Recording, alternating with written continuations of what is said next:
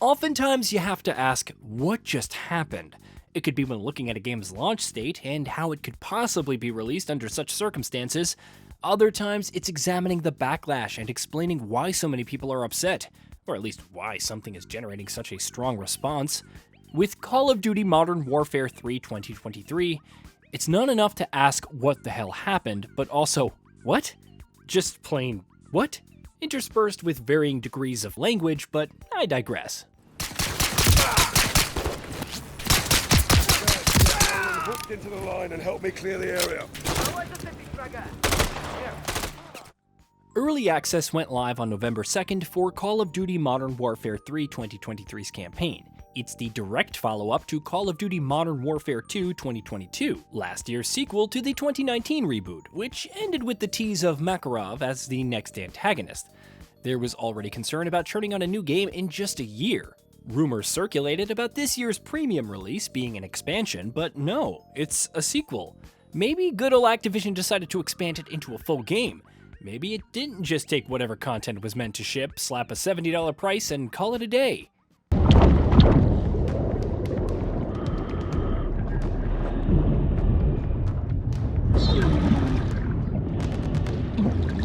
Target's air has got to be running thin. Vehicle's clear. No Makarov. It's unknown how that whole decision-making process went down, but a handful of hours later, there is justifiable rage. Some have reported finishing the campaign in about 3 to 4 hours, while others wagered it was about 2.5 hours.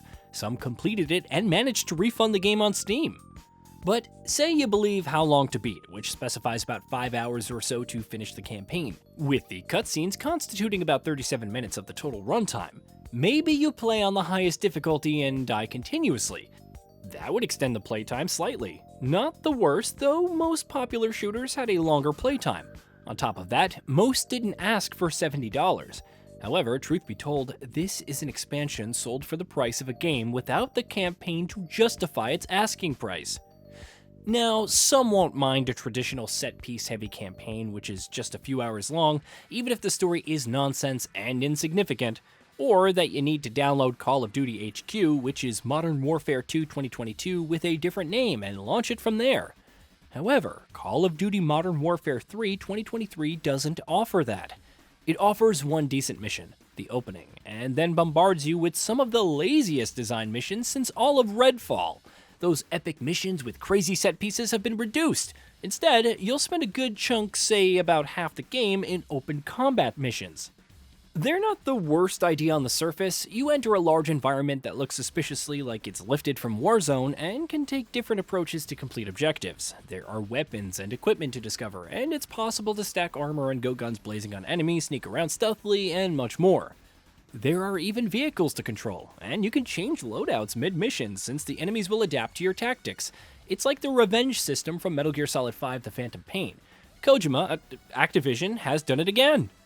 In practice, open combat missions are just an excuse to throw you into a large environment with insultingly easy objectives to complete. You can ignore everything to finish them and leave. Even if you want to go around shooting enemies, their AI is horrendous. Snipe one enemy without a silencer, and not only will nearby allies not care, but they may not even register the noise. Forget a Hitman-style sandbox with numerous creative ways to kill your targets. These open combat missions are nothing more than a single-player version of DMZ. And DMZ isn't really all that popular or fun to begin with. So the campaign missions range from to boring, with some of the worst storytelling in the genre yet, which is saying something. The open combat missions are a snoozefest at best and lazily designed at worst.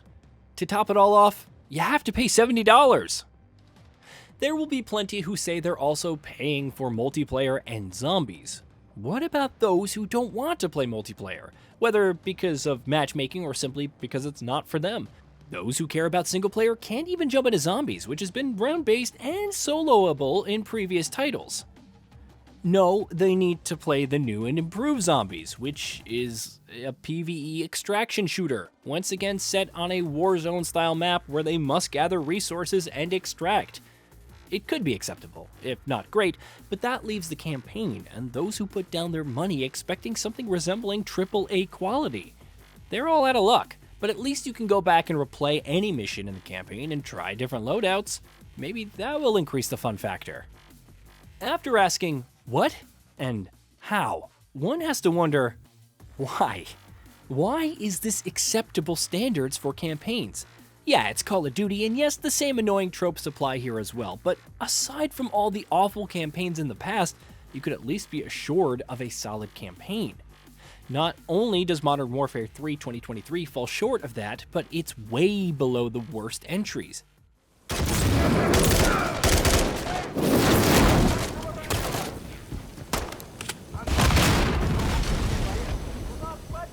While it is tempting to direct your ire towards the developers, remember, this was supposed to be an expansion for Modern Warfare 2 2022. The fact that it requires Modern Warfare 2 2022 to run more or less confirms that, even with so many studios involved in development. It would have been a miracle to get a full-fledged release with unique content out this year, that too at a high level of quality. Of course, Activision doesn't care about that, and its only objective is to release a new Call of Duty and reap that sweet $70 with microtransactions, and no, it doesn't matter if they're cosmetic only. Granted, it's one of the highest selling franchises in the world year in and year out, so assuming that people would buy it regardless of quality isn't the worst financial plan. On my way. The Kelsey's line done. We're clear. Copy. Lifting off. Mission accomplished, Bravo. You two took down an army and saved. Then again, this is the best year for video game releases since, maybe forever. It's not like you have games like Alan Wake 2, Super Mario Bros. Wonder, Marvel's Spider-Man 2, The Legend of Zelda Tears of the Kingdom, Street Fighter 6, Dead Space, Armored Core 6, Fires of Rubicon, the list goes on. The people could spend their money on this instead. But hey, if things do go wrong, and fewer people are willing to put down their money than before, Activision is now owned by Microsoft. They can pick up the pieces and figure out what to do. Maybe layoffs for developers who had nothing to do with the decisions that led to this mess. Long story short, if you buy Call of Duty Modern Warfare 3 2023 for whatever reason, don't play the campaign. There's no so good it's bad appeal or innovative features that stand out amongst the never-ending boredom. The story exists for no reason but to set up the inevitable sequel. Maybe the backlash will become big enough to lead to changes. Perhaps things will improve slightly next year, and we'll forget all about it by then. Time, as always, will tell. Hey, did you know that we at Gaming Bolt upload new videos every day? Stick around, drop a like, subscribe, and hit that bell, and let us know what kind of content you'd like to see in the future with a comment below.